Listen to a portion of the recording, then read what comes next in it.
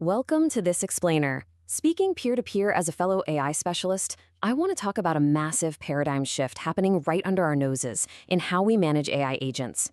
We are rapidly moving away from Markdown and fully embracing HTML, and honestly, it's changing absolutely everything about how we build, manage, and deploy software today.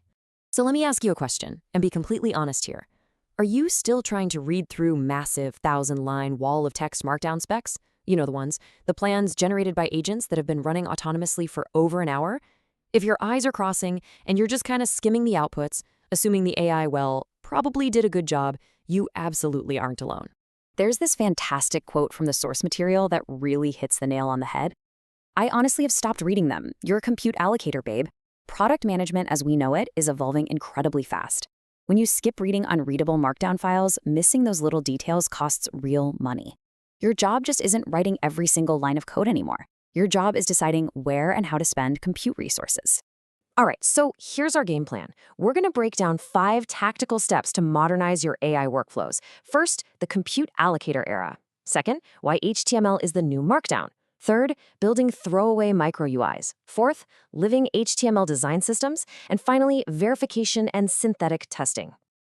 Let's jump right into Section 1, the compute allocator era, and why getting the planning phase right is more critical than ever. $500.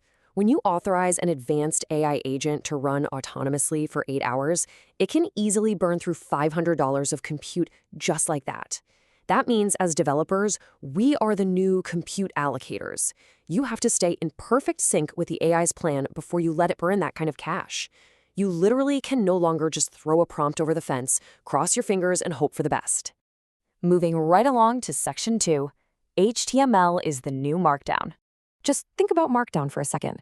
It's linear, it's static, and let's be real, it is practically unreadable at scale. Now, compare that to HTML. HTML is visual, it's interactive, scrollable, and incredibly rich.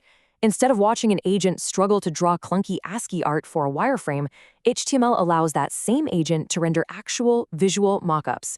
It's not that the AI can't read Markdown, it's that HTML makes it vastly easier for you, the human, to engage with the content. It completely upgrades the entire collaboration process and saves you a ton of eye strain. Here is where it gets really fun.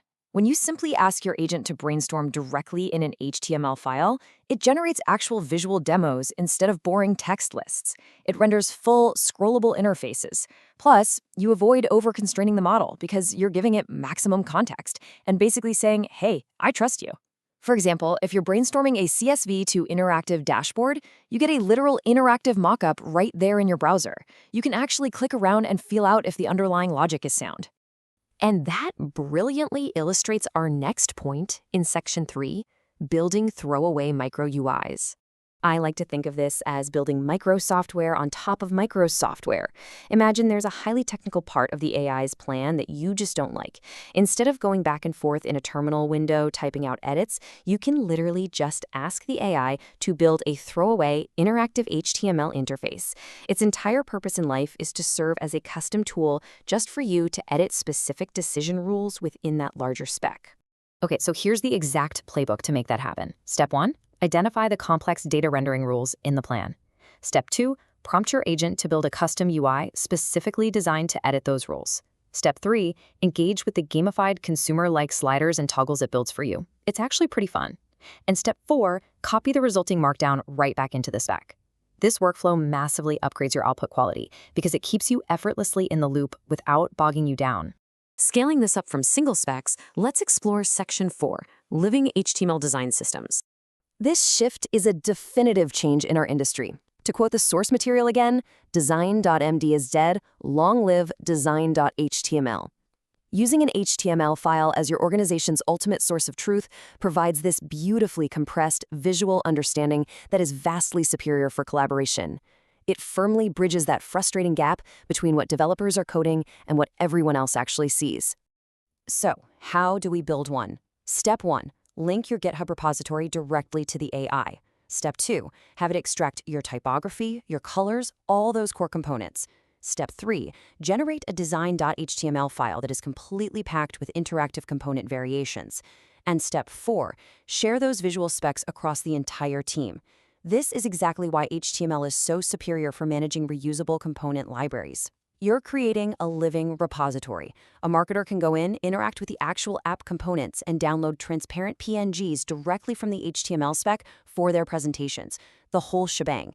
Everyone works from the exact same visual truth. Now, validating all these complex plans brings us to our final stop, Section 5, verification and synthetic testing. Test verification is not testing.